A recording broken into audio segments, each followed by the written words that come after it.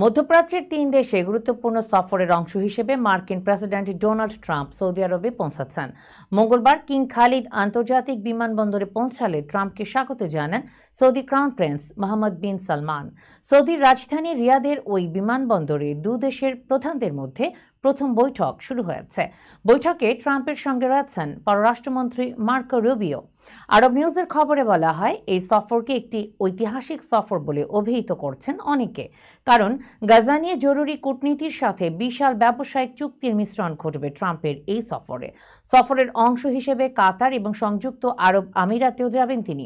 আরব news বলছে, ট্রাম্পের দ্বিতীয় মেয়াদের প্রথম বড় সফরের কারণে গাজায় হামাসের বিরুদ্ধে ইসরায়েলের যুদ্ধ চলমান রাখা কঠিন হবে। এর আগে মার্কিন প্রেসিডেন্ট সৌদির উদ্দেশ্যে তার এয়ারফোর্স ওয়ানে বিমানে ওঠার সঙ্গে সঙ্গে মার্কিন ইসরায়েলি জিম্মি অ্যাডান আলেকজান্ডারকে রেড ক্রসের কাছে হস্তান্তর করে হামাস। এ বিষয়ে যুক্তরাষ্ট্র থেকে বিদায় নেওয়ার আগে তিনি বলেন, এটি একটি বড় খবর। তিনি তার বাবা মায়ের কাছে ফিরে আসছেন, যা সত্যিই দুর্দান্ত। তারা ভেবেছিল তিনি মারা গেছেন।